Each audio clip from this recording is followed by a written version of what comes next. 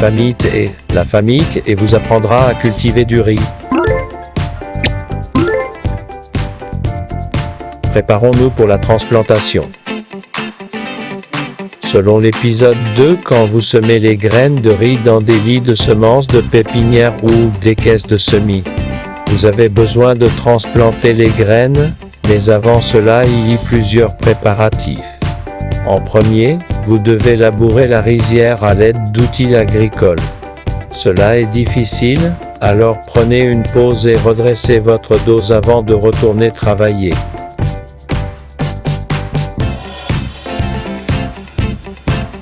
Vous pouvez aussi labourer les rizières à l'aide de bétail ou de machines agriculturelles. Deuxièmement, arroser la rizière et niveler le fond de la rizière. Si le fond de la rizière n'est pas plat, les plants de riz plantés en hauteur ne pourront pas atteindre l'eau et risquant de se dessécher. Tandis les plants de riz plantés en bas seront submergés par l'eau et pourriront.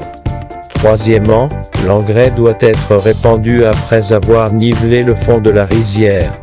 Nous sommes prêts à faire la chose la plus importante dans la riziculture, la transplantation. Allons transplanter les plants de riz. Après avoir cultivé les plants pendant plus d'un mois, ils auront fait pousser plusieurs feuilles. Ils font environ 30 km de hauteur. Maintenant, transplantons les plants dans la rizière. Si vous semez des graines de riz dans un lit de semences pépinière ou des boîtes de semis, les plants peuvent pousser densément. Si vous voulez effectuer une transplantation manuelle, retirez soigneusement les plants pour éviter d'endommager les racines. Lavez délicatement les racines plants pour ameublir la terre. Placez les bottes de plants dans chaque endroit de la rizière. Maintenant, plantez les plants un à un dans la rizière. Vous pouvez utiliser des cordes à clous pour planter à intervalles réguliers. Si vous plantez les plants à intervalles réguliers, vous pourrez facilement reconnaître et enlever les mauvaises herbes.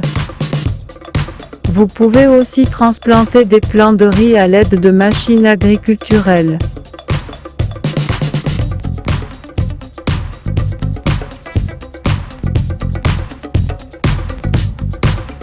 Répandons l'engrais. L'engrais est appliqué en 3 étapes. Pulvérisez d'abord la moitié de la quantité totale, ensuite divisez l'engrais restant en 2 applications. La première application se fait juste avant la transplantation pour que les plants poussent bien. La deuxième application se fait 3 semaines après la transplantation pour aider le riz à bien pousser. La troisième application se fait 20 à 25 jours avant la levée des épis de riz pour la formation davantage de grains de riz. Si l'engrais n'est pas appliqué uniformément, les plants de riz peuvent pousser de manière inégale. Si vous pulvérisez l'engrais uniformément, le riz poussera bien et uniformément. En plus de la pulvérisation manuelle, vous pouvez utiliser un épandeur d'engrais. Prenons soin de l'eau. Le riz aime l'eau. Il est nécessaire d'ajouter et de retirer l'eau en fonction de la saison de croissance. Et la profondeur de l'eau doit aussi être gérée différemment. Remplissez la rizière avec de l'eau jusqu'à la hauteur du centre de votre paume. Remplissez la rizière avec de l'eau jusqu'à la hauteur du centre de votre paume. Pendant l'autre période, remplissez la rizière jusqu'à la profondeur d'un petit doigt. Le riz peut mourir s'il est submergé dans l'eau pendant 4 jours ou plus.